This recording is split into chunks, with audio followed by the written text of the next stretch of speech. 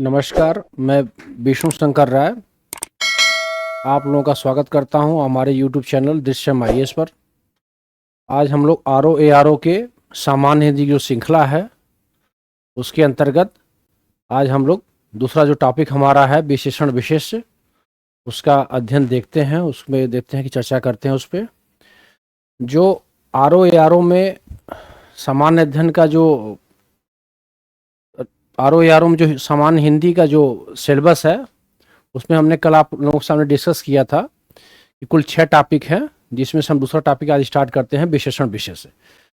जैसा कि आप लोग जानते हैं कि विशेषण, जिसको हम इंग्लिश में हम पढ़ते हैं एडजेक्टिव, विशेषण वह शब्द होते हैं जो संज्ञा या सर्वनाम की विशेषता बताते हैं। विशेषण किसे कहते हैं? जो संज्ञा या सर्वनाम की विशेषता बताए उसे विशेषण कहते हैं। अब आप लोग बहुत पहले जब छोटे से रहे होंगे तो आप लोगों ने हिंदी जब पढ़ा होगा क्लास 6 में और 7th 8th में, 9 10 तक भी आप लोग हिंदी पढ़ी होगी, तो उसमें आप लोगों ने संज्ञा और सर्वनाम को पढ़ा होगा कि संज्ञा और सर्वनाम क्या होता है। संज्ञा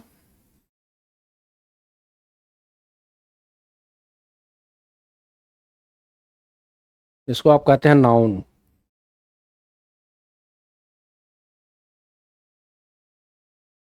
यहां संज्ञा का मतलब होता है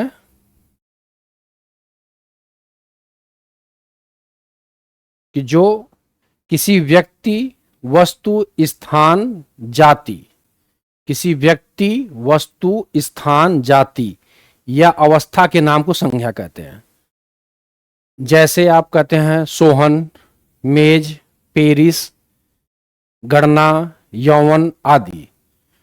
दोस्तों, ये संज्ञा आपके सिलेबस में पूछेगा नहीं, लेकिन जैसे आप लोग, एक मैं रिकॉल करा रहा हूं आप लोगों को, इसे आपको विशेषण की परिभाषा में लिखा है कि जो शब्द संज्ञा या सर्वनाम की विशेषता बताए।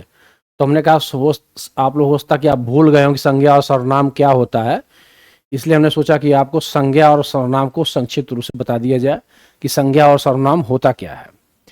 तो संज्ञा की परिभाषा होती है कि किसी व्यक्ति, वस्तु, स्थान, जाति अथवा अवस्था के नाम को संज्ञा कहते हैं।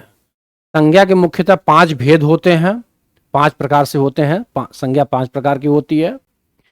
पहला होता है व्यक्तिवाचक संज्ञा, दूसरा होता है जातिवाचक संज्ञा, तीसरा होता है द्रव्यवाचक संज्ञा और चौथा होता है आपका समूहवाचक संज्ञा और 5वां होता है आपका भाववाचक संज्ञा। संज्ञा के 5 भेद हो गए। जैसे व्यक्तिवाचक संज्ञा है तो उसमें क्या होता है, जैसे देशों के नाम हो जाएंगे, नदियों के नाम हो जाएंगे, शहरों के नाम हो जाएंगे, पुस्तकों के नाम हो जाएंगे, व्यक्ति का नाम हो जाएगा, जैसे मोहन, सोहन, मीरा, गीता, सीता। इस तरह से जो संज्ञा होती है इसको हम कहते हैं व्यक्तिवाचक संज्ञा। दूसरा होता है जातिवाचक संज्ञा। जातिवाचक संज्ञा से उस जाति का बोध होगा, जैसे मनुष्य, पशु पक्षी, वस्तुएं जैसे घर, कुर्सी, मेज, इन सब का बोध होता है। जैसे पदों या व्यवसायों से संबंधित जो होता है वो भी जाति से बोध होता है। जैसे शिक्षक, शिक्षक से शिक्षक पूरी जाति का बोध होता है। मंत्री से, चाहे वो राज्य सरकार में मंत्री हो चाहे केंद्र सरकार के मंत्री हो, मंत्रियों का बोध होगा, मतलब पूरी एक जाति का बोध होता है। तो ये भी एक संज्ञा का प्रकार है। तीसरा होता है द्रव्यवाचक संज्ञा। द्रव्यवाचक संज्ञा से क्या होता है, इसे धातुएं, खनिज, खाना पीना, धातुओं में सोना हो गया, खनिज में से तांबा, लोहा, जस्ता हो गया, खाने पीने की वस्तुओं में से दूध, घी, तेल, जो भी चीजें होती हैं, पनीर, इसका बोध हो गया। समूह से किसी वस्तु या व्यक्ति के समूह का होता है, जैसे परिवार, संघ। वस्तुओं का समूह होता है जैसे गुच्छा, पुंज, ढेर, श्रृंखला, बहुत सी चीजें होती हैं। तो ये संज्ञा का चौथा भेद हो गया आपका समूहवाचक। 5वां होता है भाववाचक। भाववाचक में से कहते हैं लोभ, क्रोध, मोह, माया, ये आपके अंदर का भाव होता है, जो व्यक्ति के खुद का भाव होता है, जिसे भाववाचक संज्ञा कहते हैं। तो इस प्रकार से संज्ञा के 5 भेद हो गए। तो संज्ञा आप लोगों को क्लियर हो गया होगा। किसी व्यक्ति, वस्तु, स्थान, जाति, भाव, अवस्था आदि के नाम को संज्ञा कहते हैं। संज्ञा बेसिकली 5 प्रकार का होता है: व्यक्तिवाचक संज्ञा, जातिवाचक संज्ञा, द्रव्यवाचक संज्ञा, समूहवाचक संज्ञा और भाववाचक संज्ञा। अब ऐसे सर्वनाम, सर्वनाम तो आप लोग जानते हैं कि जो संज्ञा के स्थान पर प्रयुक्त हो उसे सर्वनाम कहते हैं। क्या कहते हैं? जो संज्ञा के स्थान पर प्रयुक्त हो, सर्वनाम। इसको क्या कहते हैं? प्रोनाउन।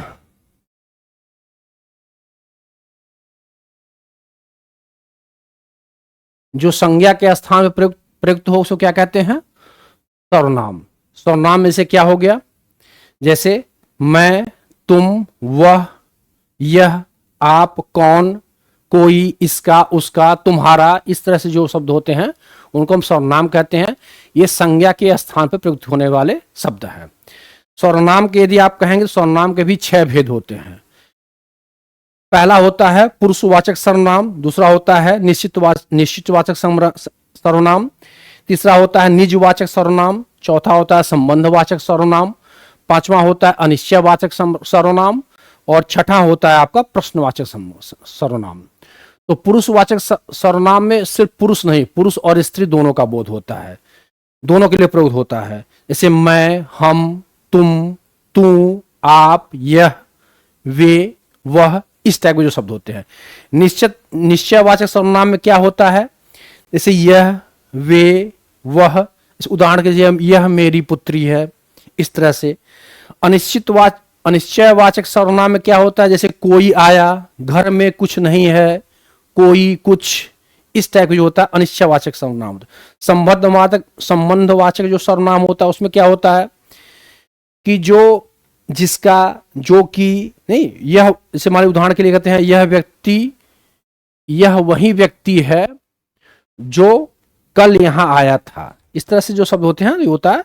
बाकी प्रश्नवाचक सर्वनाम होते हैं कौन, क्या, कैसे, ठीक। निजवाचक सर्वनाम होते हैं जैसे आप, स्वयं, अपने, आप, इस टाइप जो होती हैं तो होती है। तो विशेषण जो होता है बेसिकली वो संज्ञा और सर्वनाम की जो विशेषता बताता है उसे हम कहते हैं विशेषण। ये तो हम आपको इसको बस रिकॉल करने के लिए आपको बता दिया। हमने कहा संज्ञा क्या होता है, सर्वनाम क्या होता है, ये आप लोगों को रिकॉल करने के लिए हमने बता दिया था ऐसे, ठीक है। विशेष से क्या होता है? विशेष उसे कहते, उस शब्द को कहते हैं जिसकी विशेषता बतलाई जाती है, जिसकी विशेषता विशेषण से प्रकट हो उसे हम क्या कहते हैं? विशेष। तो आप लोगों को क्लियर हो गया होगा विशेषण क्या होता है और विशेष क्या होता है। विशेषण और विशेष इसे कैसे करें?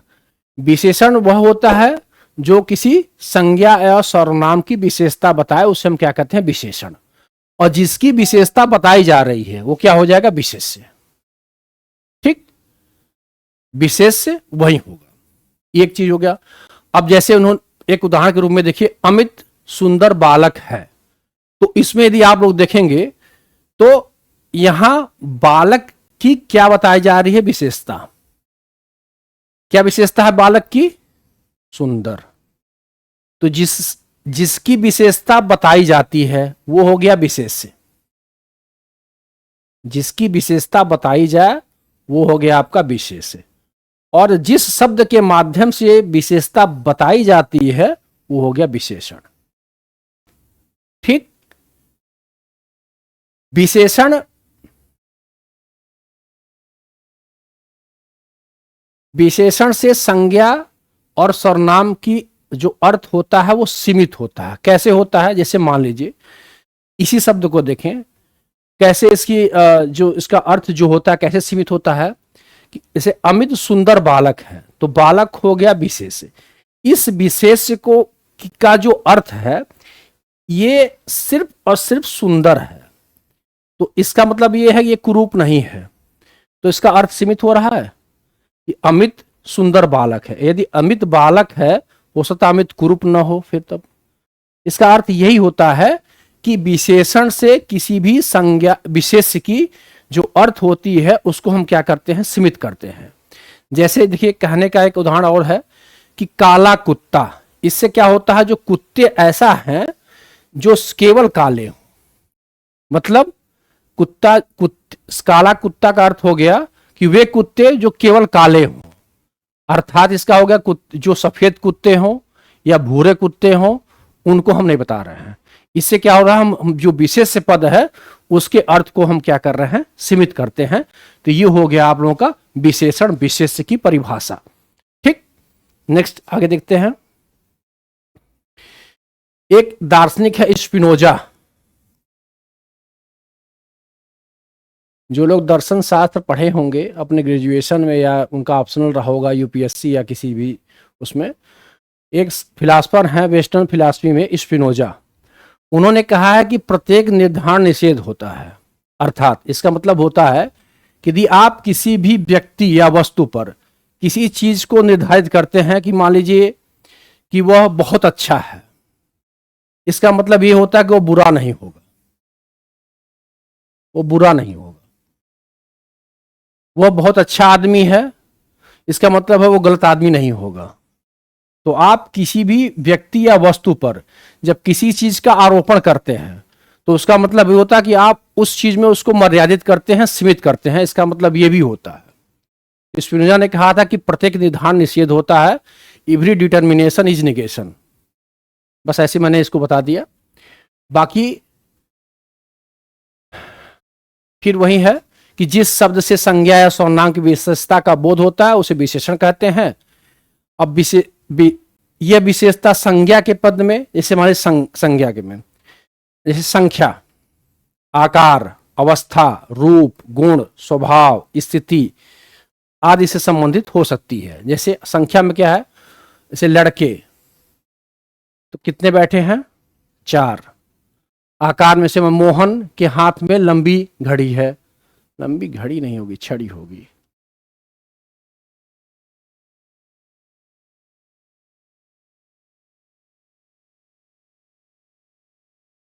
छड़ी है। अवस्था मान लीजिए तरुण, मान लीजिए कोई बालक है उसका नाम तरुण है, वो 10 वर्ष का है। ठीक।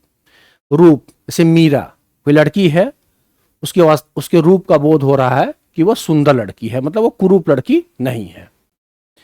गुण, इससे क्या होता है कि उससे गुण का भी बोध होता है। जैसे क्या है, इसे शर्ट है तो उसके शर्ट का गुण क्या है कि ये पुराना है, पुराना था। स्वभाव, जैसे मान लीजिए अमित, तो कहा जाए कि अमित जी मिलनसार व्यक्ति हैं, ये उनका क्या है, स्वभाव है। ठीक। स्थिति, स्थिति ये है कि श्यामा उनकी लाडली बेटी है, मतलब बहुत उन्होंने लाड प्यार से उसको पाला पोसा है, लाडली बेटी है आदि से संबंधित हो सकते हैं।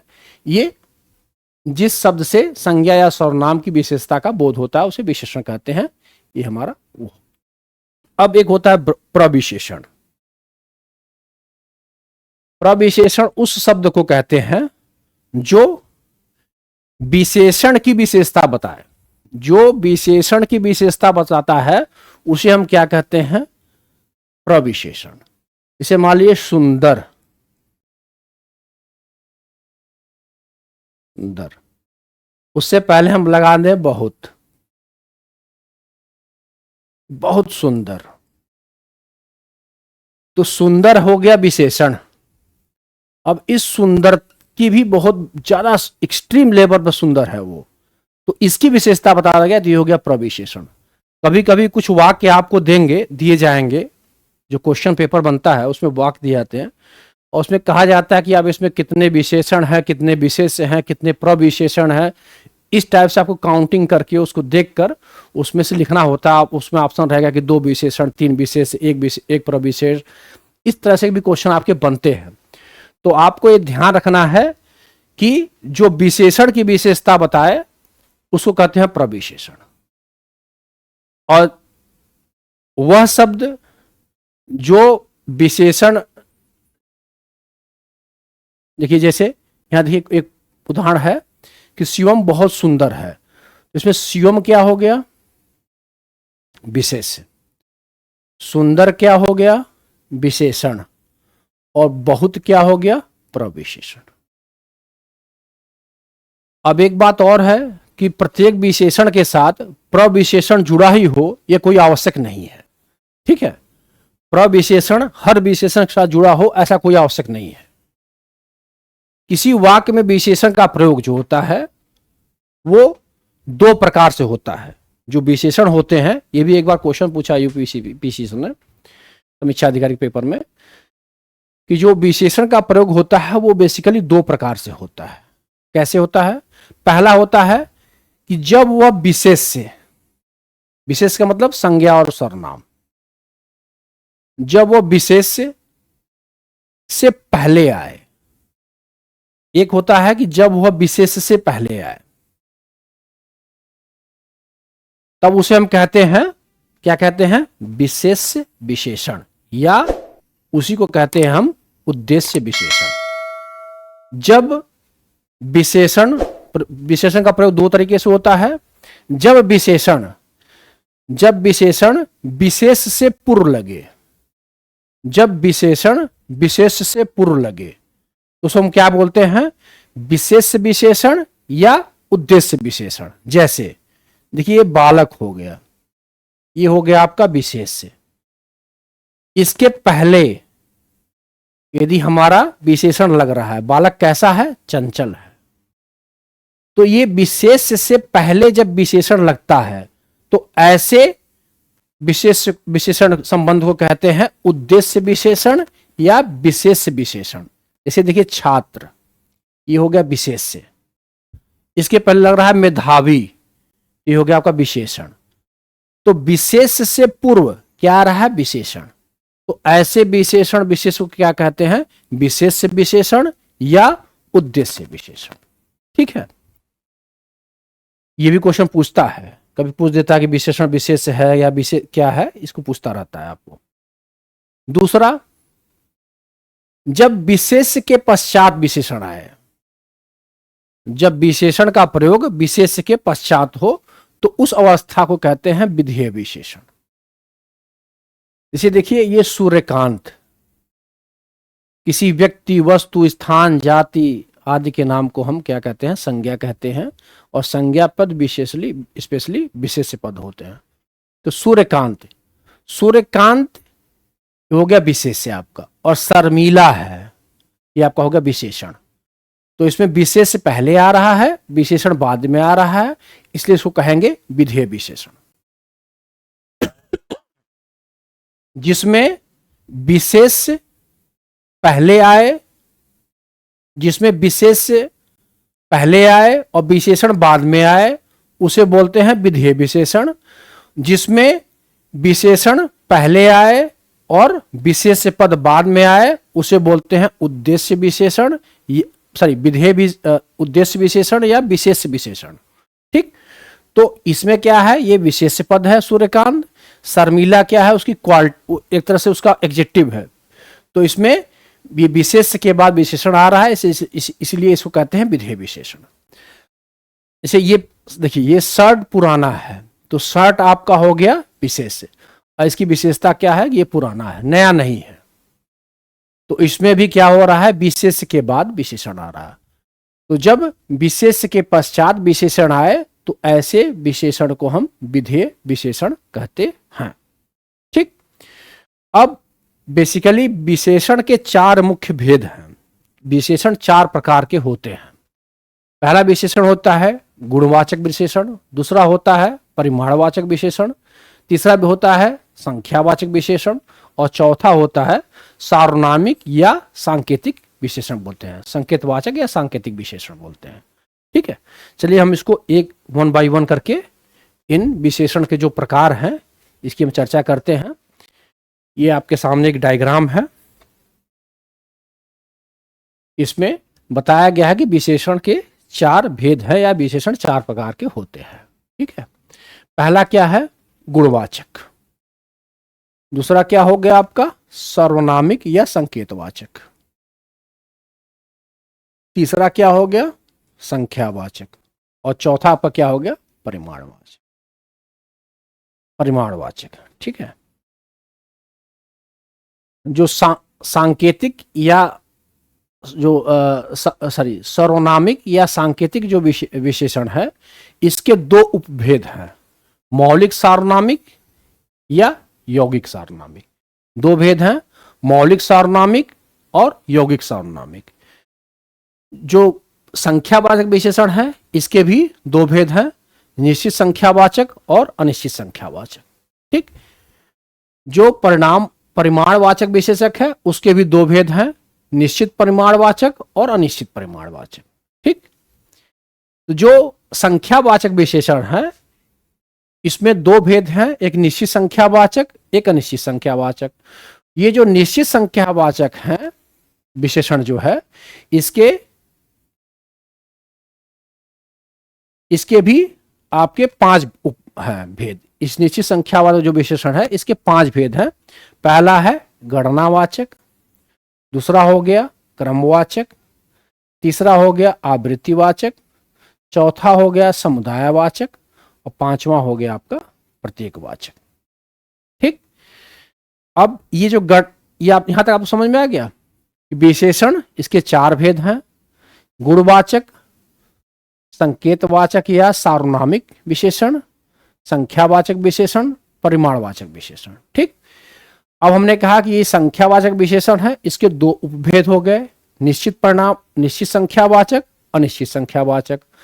इसी प्रकार से जो परिमाणवाचक विशेषण है उसके 2 भेद हो गए, निश्चित परिमाणवाचक, अनिश्चित परिमाणवाचक। फिर इसको हम लोग एक 1 बाय 1 करके सबका डिटेल देखेंगे। इसी तरह से संख्यावाचक हमने 2 बताया था, निश्चित संख्यावाचक, अनिश्चित संख्यावाचक। फिर निश्चित जो संख्यावाचक विशेषण है उसके 5 भेद हो गए, गणनावाचक, क्रमवाचक, आवृत्तिवाचक, समुदायवाचक और प्रत्येकवाचक। ठीक, यहाँ पर जो सार्वनामिक या संकेतवाचक था उसका मौलिक सार्वनामिक विशेषण, यौगिक सार्वनामिक विशेषण। यहाँ जो गणनावाचक विशेषण था उसके भी 2 उपभेद हैं, पूर्णबोधक और अपूर्णबोधक। ठीक है, इस तरीके से ये विशेषण के 4 प्रकार, फिर उसके बाद उन प्रकारों के उपविभाजन या उपभेद हैं। ठीक है, नेक्स्ट आइए देखते हैं। अब हम लोग 1 बाय 1 करके एक एक विशेषण को देखते हैं। जो हमने 4 प्रकार के विशेषण बताया उसमें हम 1 बाय 1 करके देखते हैं इनको। पहला है आपका गुणवाचक विशेषण। पहला आपका कौन सा है? गुणवाचक विशेषण। ठीक है, जिस विशेषण से किसी संज्ञा या सर्वनाम का गुण, दोष, रूप, रंग, आकार, प्रकार, संबंध, दशा आदि पता चले उसे हम क्या कहते हैं? गुणवाचक विशेषण। जिस विशेषण से किसी संज्ञा या सर्वनाम के गुण, दोष, रूप, रंग, आकार, प्रकार, संबंध, दशा आदि का पता चले उसे हम गुणवाचक विशेषण कहते हैं। ठीक, अब देखिए गुण, किसी व्यक्ति में क्या क्या गुण हो सकता है? वो व्यक्ति सच्चा हो सकता है, वो विद्वान हो सकता है, दानी हो सकता है, या तो पापी हो सकता है, न्यायी हो सकता है, दुष्ट हो सकता है, बड़े शांत स्वभाव के व्यक्ति भी होते हैं। तो ये व्यक्ति के गुण हैं, और व्यक्ति में दोनों होते हैं, स्त्री और पुरुष दोनों। दोष देखिए कुछ होते हैं, कुछ गुण है तो कुछ दोष भी हैं। जैसे दुष्ट है, बुरा व्यक्ति है, इस टाइप से उसमें दोष भी होते हैं। जैसे रूप, रूप में सुंदरता भी होता है, कुरूपता भी होता है। 2 प्रकार के लोग होते हैं, बहुत कुछ लोग हैंडसम होते हैं, कुछ लोग बहुत ब्यूटीफुल होते हैं, कुछ लोग बहुत कुरूप भी होते हैं। रंग, हरा, लाल, पीला, बैंगनी, आप लोग जानते हैं रंग। आकार, कोई मोटा होता है, कोई कुछ होता है, ये उसका आकार हो गया। दशा, ये अवस्था होती है, जैसे कोई स्वस्थ है, कोई दुर्बल है, ये दशा होती है उसकी। स्थान, आप लोग जानते ही हैं, पूर्व, पश्चिम, और ये भाषाओं के आधार पर पंजाबी और भारतीय, अमेरिकी। आप कहीं जाएंगे तो कहेंगे हम भारतीय हैं। विदेशों में गए, कहीं अमेरिका कोई व्यक्ति आता तो कहता मैं अमेरिकन हूँ, जिससे उसके उस स्थान का बोध होता है। इसे काल, समय, नया है, पुराना, वर्तमान, भविष्य, प्राचीन, इससे हमारे काल का बोध होता है। दिशा, दिशा से पूर्वी दिशा, पश्चिमी दिशा, उत्तरी, दक्षिणी, इसे दिशाओं का बोध होता है। तो ये उसके कुछ गुणवाचक जो विशेषण है उसमें कुछ ये वो है, उपभेद है इसके। दूसरा आपका आ गया, पहला तो गुणवाचक विशेषण था, दूसरा आपका आ गया सार्वनामिक या संकेतवाचक विशेषण।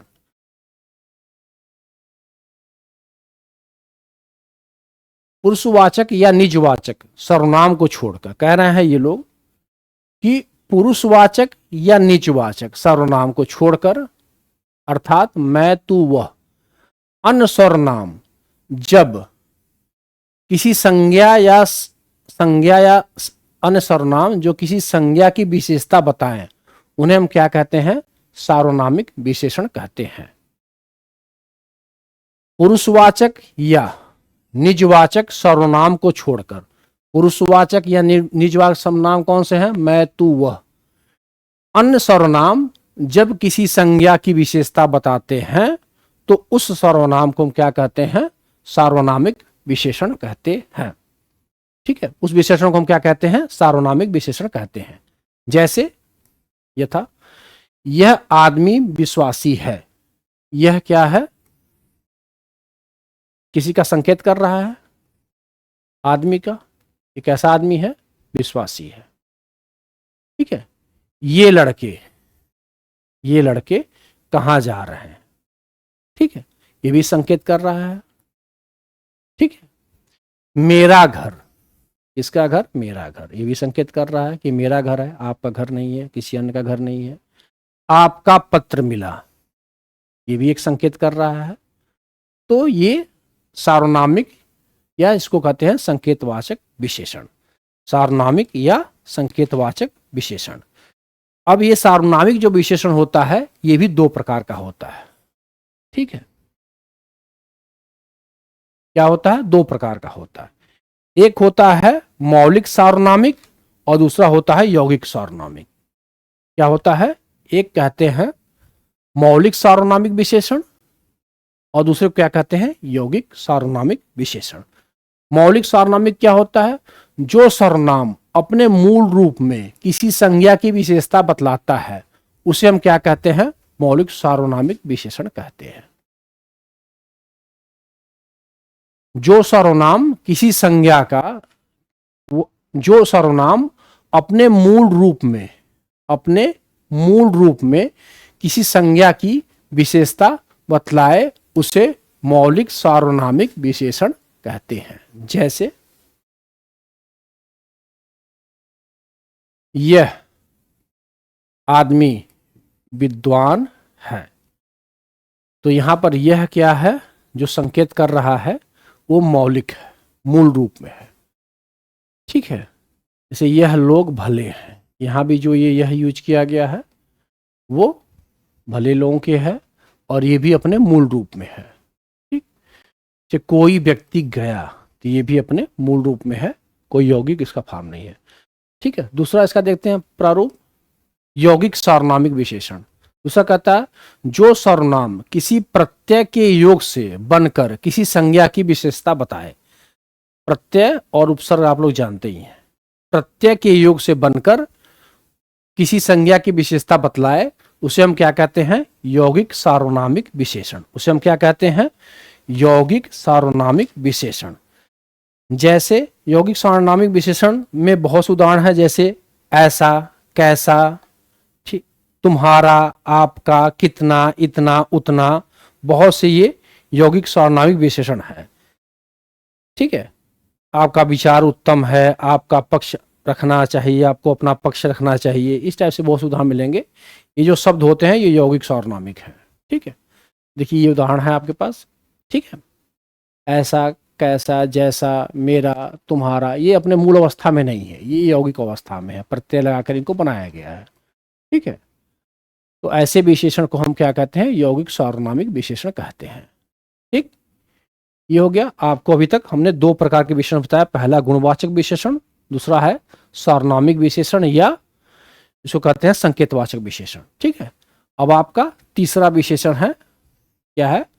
परिमाणवाचक विशेषण। परिमाणवाचक विशेषण इसे कहते हैं जिस विशेषण से संज्ञा के परिमाण का बोध हो उसे हम क्या कहते हैं? परिमाणवाचक विशेषण कहते हैं। जिससे किसी संज्ञा के परिमाण का बोध हो उसे हम क्या कहते हैं? परिमाणवाचक विशेषण कहते हैं। जैसे परिमाण का मतलब होता है मात्रा। जैसे अब इस थोड़ा मक्खन, बहुत धन, कुछ दूध, 1 मीटर कपड़ा, जीवन भर, 2 सेर चावल, या किसी माप तौल बतलाने वाली सभी विशेषताएं परिमाणवाचक विशेषता कहलाती हैं। ठीक है, माप तौल बतलाने, माप तौल जो भी बतलाया जाए, जैसे मान लीजिए कपड़ा हो गया या कोई चीज सामान हो, कोई वस्तु हो गई, इस जो भी माप तौल वाली वस्तुएं या माप तौल से संबंधित जो भी चीजें बताई जाती है, जिसकी विशेषता बताई जाती है, उसको हम क्या कहते हैं? परिमाणवाचक विशेषण कहते हैं। ठीक है। ये जो परिमाणवाचक जो विशेषण होता है, ये भी दो प्रकार का होता है। एक होता है निश्चित परिमाणवाचक, एक होता है अनिश्चित परिमाणवाचक। ठीक है। देखिए, परिमाणवाचक जो विशेषण है, परिमाणवाचक,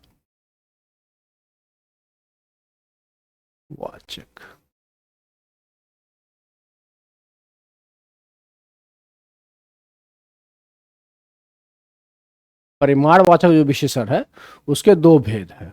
एक है निश्चित, दूसरा यहां होगा अनिश्चित। हो सकता है आपके नेक्स्ट पेज पे हो निश्चित परिमाणवाचक, अनिश्चित परिमाणवाचक। ठीक है। विशेषण निश्चित परिमाणवाचक कहते हैं कि जिस विशेषण से किसी संज्ञा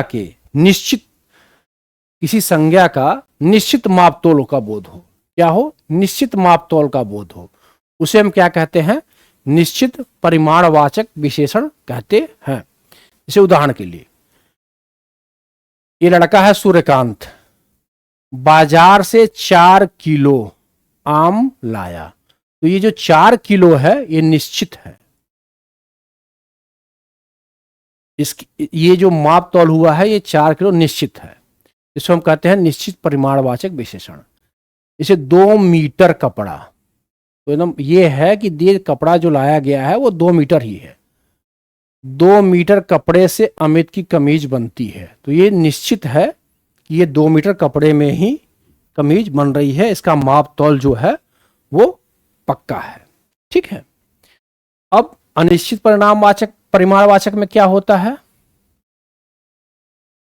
अनिश्चित परिमाणवाचक विशेषण से कहते हैं जिस विशेषण से किसी संज्ञा का कोई निश्चित परिमाण या मात्रा ज्ञात न हो, उसे हम अनिश्चित परिमाणवाचक विशेषण कहते हैं। जैसे देखिए, थोड़ा,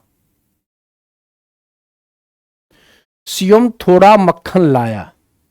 अब थोड़ा का मतलब 1 चम्मच भी हो सकता है, 1 कटोरी भी हो सकता है और 1 चुटकी भी हो सकता है। ठीक है। तो ये अनिश्चित परिमाण हो गया। तरुण के पास बहुत धन है। अब इस धन का जो पैमाना है वो बहुत है। अब उसमें है कि 1 करोड़ है, 10 करोड़ है, या 100 करोड़ है, या 10 लाख है। तो हर व्यक्ति के लिए बहुत जो होता है वो अलग अलग हो सकता है। किसी के लिए 10 लाख रुपया बहुत होता है, किसी के लिए 10 करोड़ बहुत होता है। तो ये निश्चित नहीं है। तो इसीलिए इसको क्या कहते हैं? अनिश्चित परिमाणवाचक विशेषण। अब देखिए, निश्चित, कभी आप लोग कंफ्यूजन में मत होइएगा। ये परिमाणवाचक विशेषण जो होता है उसमें और संख्यावाचक जो विशेषण होता है उसमें कैसे अंतर होगा। ठीक है। देखिए, ध्यान रखिएगा, जो नाप तौल की वस्तुएं होंगी, जो नाप तौल की वस्तुएं होंगी वो परिमाणवाचक विशेषण होता है उसका, चाहे वो निश्चित हो चाहे अनिश्चित हो। जो नाप तौल की वस्तुएं हैं वो आपका परिमाणवाचक विशेषण होता है।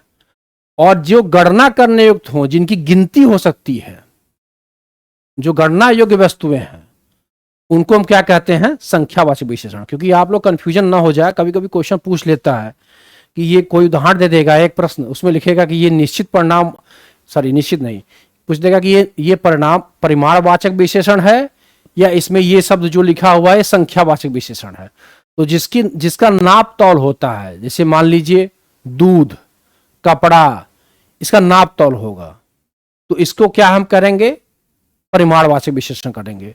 और जिसकी काउंटिंग होती है उसको हम क्या करेंगे? संख्यावाचक विशेषण रखेंगे। ठीक है। चलिए नेक्स्ट देखते हैं। तो आपको अभी तक 3 विशेषण के 3 प्रकार बताया गया। पहला गुणवाचक विशेषण, दूसरा संकेतवाचक या सार्वनामिक विशेषण, और तीसरा आपको परिमाणवाचक विशेषण। तो गुणवाचक विशेषण में गुणों की अवस्था दी गई थी, मतलब वो दिया गया था गुण है, दोष है, इस टाइप से बातें कही गई थी। सर्वनाम विशेषण में बताया गया कि किस तरह से संज्ञा के स्थान पर सर्वनाम का प्रयोग किया जा रहा है, उसको बताया गया है। परिमाणवाचक विशेषण बताया गया किस तरह से परिमाण जो जिन वस्तुओं का नाप तौल होता है उनकी विशेषता बताती है। और चौथा आपकी विशेषण के प्रकार होता है संख्यावाचक विशेषण। ठीक है, आइए देखते हैं। संख्यावाचक विशेषण, जिस विशेषण से संज्ञा की संख्या का बोध हो, जिस विशेषण से किसी संज्ञा के संख्या का बोध हो, उसे हम क्या कहते हैं? संख्यावाचक विशेषण कहते हैं। जैसे देखिए, ये संज्ञा हो गया, इसकी संख्या का बोध हो रहा है। बालक कितने हैं? 3। बालिकाएं कितनी हैं? 4। ये संज्ञा हो गई आपकी। दोनों स्कूल, कितने स्कूल हैं? 2। देखिए यहां हर एक आदमी ईमानदार है। ठीक है, यहां हर एक आदमी ईमानदार है, उदाहरण दिया गया है। ठीक है ना आपका। अभी जो संख्यावाचक विशेषण है, इसके भी 5 भेद होते हैं। जो संख्यावाचक विशेषण है, इसके 5 भेद हैं।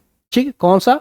गणनावाचक, क्रमवाचक, आवृत्तिवाचक, समुदायवाचक और प्रत्येक बोधक।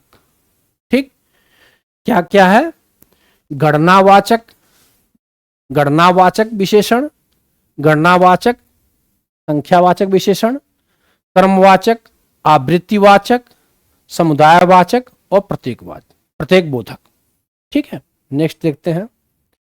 देखिए, गणनावाचक विशेष जो होता है संख्या विशेषण, गणनावाचक संख्या विशेषण की गणना, 2 आदमी, आधा किलो दाल, 7 कारें, इसे गणना हो रहा है। ठीक है, ये देखिए क्रम, जो क्रमांक को सूचित करे उसे कहते हैं क्रमवाचक विशेषण। जैसे क्रमांक क्या है? जैसे मान लीजिए किसी का मकान है, तो कहता है 5वीं मंजिल पे मैं रहता हूं, तो ये क्या हो गया? क्रम। पहला first floor, second floor, third floor, fourth floor, fifth floor. ठीक है। श्रेणी, ट्रेन में आप लोग जाते हैं, प्रथम श्रेणी, द्वितीय श्रेणी, तृतीय श्रेणी, ये देखिए ये भी आपके क्रम का बोधक करता है। कुछ व्यक्ति मान कुछ आदमी एक लाइन में लगे हुए हैं, तो उनके क्रम का पहला व्यक्ति, दूसरा व्यक्ति, तीसरा व्यक्ति, तो ये आपका हो गया क्रमवाचक। तीसरा होता है आवृत्ति, कितनी बार किसी संख्या का आवृत्ति, मतलब वो कितनी बार रिपीटेशन हो रहा है। मान लो 2 3 4 दोबारा, ये आपके आवृत्ति का बोधक है। तो आवृत्तिवाचक संख्यावाचक विशेषण हो गया आपका। समुदाय, जो समूह या समुदाय का बोध कराए उसे हम क्या कहते हैं? समुदायवाचक विशेषण कहते हैं। ठीक है, जैसे देखिए ये समुदाय, लड़के, दोनों लड़के, इस समुदाय का बोध करा रहा। मित्र, तीनों मित्र, भाई, चारों भाई, समुदाय का बोध। घर, 7 घर, किसी गांव में 7 घर। ठीक, अब ये क्या है आपका? अंतिम क्या है? प्रत्येक बोधक। ठीक है, प्रत्येक बोधक संख्यावाचक सर्वनाम क्या है? यह एक जाति के हर, मतलब प्रत्येक वस्तु के सूचक होते हैं। ये किसी जाति के हर वस्तु, प्रत्येक वस्तु का सूचक होता है। जैसे हर एक, इस तरह से प्रयोग होगा, किसी वाक्य में लिखा होगा हर एक, प्रत्येक, 2 1 1, तो आप इसको तुरंत देखते ही समझ जाएंगे कि ये प्रत्येक बोधक संख्यावाचक सर्वनाम है। ठीक है साथियों, इसके बाद हम लोग अपना जो विशेषण विशेष्य का टॉपिक है, हमने इस टॉपिक में विशेषण कैसे बनते हैं या कैसे इनका फॉर्मेशन होता है, तब उसके बाद देखते हैं। नेक्स्ट अपने क्लास में मिलते हैं फिर आपसे। ठीक है, तब तक के लिए धन्यवाद, और हमारे चैनल को आप लोग लाइक सब्सक्राइब करते रहें। आप लोगों का बहुत बहुत धन्यवाद। Thank you.